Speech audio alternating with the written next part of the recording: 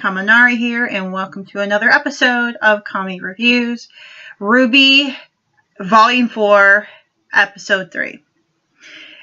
Now, this is actually a second take on this one because the first one, for some reason, the recording works, but not the video. So, let's get on to it. This is a Blake, Yang, and Cinder-centered episode because each scene is more or less about these three.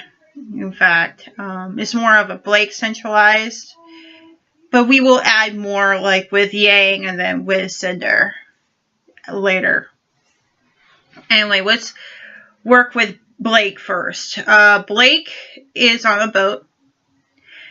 She is going somewhere, and her captain, the guy who runs the ship, startles her and starts to talk to her for a bit. Being a little paranoid, even though she said, "I'm not paranoid," it's like, yeah, you are. The reason why she's paranoid is because she's afraid of Adam Torres, who infiltrated her school and, like, pretty abusive guy. I want to learn more about him, like, what is his real relationship with her, so I will not touch on that one till later. Anyway, after a moment on the boat, you actually see an interesting Grim following the boat. That will go a little later. Anyway, after with Yang's scene, we go back to where she was now, and she was just untying her bow, and everything will be just hunky-dory. You get to see her cat ears and all that. And someone is following her. She looked up and said, "What? Who are you? Why are you following me?" kind of deal. The figure vanished, and she goes about her ways, something she wanted to do on the boat, blah, blah, blah. And then suddenly, the Grim comes out, and it was a sea dragon. I say sea dragon because pretty much it has wings or everything, or maybe flippers and all that. And she and the captain starts to fight with the sea dragon, and the guy in the cloak just so happens to be a friendly face. Sun, yes, the monkey dude who pretty much helped out with everything with Team RWBY, is helping her once again. This time, he's actually following her within good reasons. They fought off the Grim thing with the help with the Grim, not the Grim, with the crew, the ship's crew and all that, and the captain. And they say pretty much everybody on deck. Although she did slap him. She recently she slapped him because you're not supposed to be here. Why are you following me? And he said, "Well, because I'm a little worried about you." I said, "What about your team?" They mentioned about their respective teams. His comment was his team's already in Minstrel, which is towards the east. And RWBY, her team, RWBY, is spread out. One of them is going straight to Minstrel. The one, Weiss is in Atlas, and the other is in Patch. Now, back to, and then go to Yang. Actually, I feel really bad for Yang. In fact, she is more realistic in this particular season right now because of what she went through in the past season. If you do, or did remember in season 3, especially the very end, it was Adam Torres that cut up her arm. She is now amputee. Her father came home with a bunch of presents, and one of the presents was actually not from him, but an old friend of theirs. Now, I don't say old friend of theirs, but an old friend of Tai Yang, but she knows him too. General Ironwood gave a gift to Yang, more or less a thank you gift for helping them fought off the Grim, even though the Grim is still out there. And honestly, look at that technology on the TV. It's like, it's holograph TV, which is pretty cool. But it's all news talking about the Grim is still rising and the White Fang so-and-so, and she still remembers the White Fang. What it was is a metal arm. And the metal arm, because since she lost her arm, they made the really good arm that fits a woman's body. And she got up, it's like, I'm not feeling good. It's like, and she walks up and she turns to her father and said, Dad, thank you. I mean, telling him that she is very thankful. And then she goes to her normal chores. She goes clean up the porch. She goes get the mail and all that. Does her dishes, and she accidentally dropped a glass. And she starts getting horrible flashbacks, especially when Adam Torres cut her arm during the attack.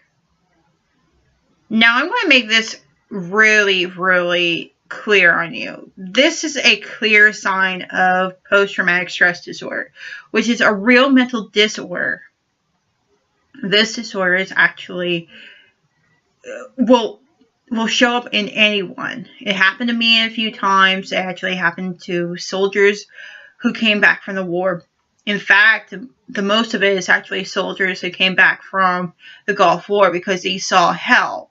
And in fact, nowadays, it's like the Iraqi war or the current war we're fighting now.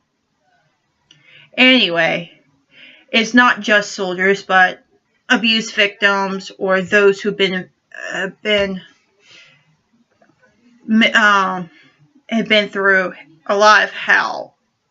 In fact, in Yang's place, that she felt afraid of the White Fang. She's afraid of Adam. In fact, there's some hints that he will return in this season, but we won't know yet. Like I said, it's a real disorder and it happens to everybody. Like I said, it happened to me, so I'm comfortably telling you this right now.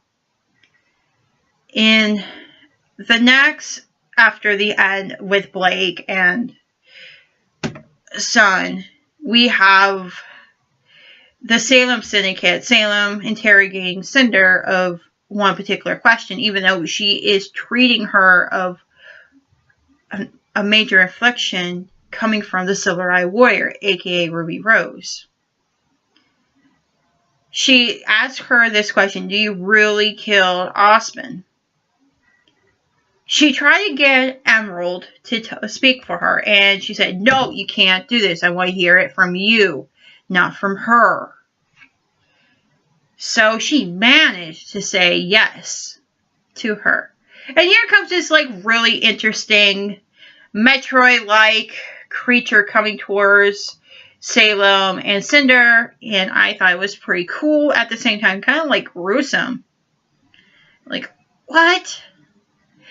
And that pretty much ends the episode. Now, what do I think of the episode? It is a good use of PTSD with Yang. Also, to figure out what is the inner turmoil between on Yang as well as onto Blake. Blake is still blaming herself, and she is going home to think what she has done. And of course, we see her mom and dad and all that. Mom and dad's pretty cool about it. It's like, you brought home a boy. Yeah, it'll probably be the next episode, but I won't know that. We got a chance to see Tai Yang once more.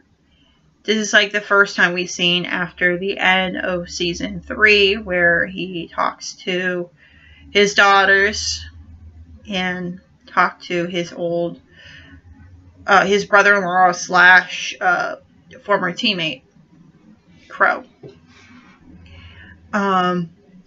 He seems to be a very caring guy, and being like the guy he is, so I kind of like feel for him as much as like any parent will feel for their child right now. He is like, he's a little worried, but he wants to take care of her in so many ways. But anyway, what do you think about my review of RWBY episode 3, volume 4, episode 3. Please go to the comment below, bug me on social media, like and subscribe. I want to make sure I pretty much get a lot of views and a lot of likes on this video. I'm not very sure. I had to do this a second take. There will be a double take on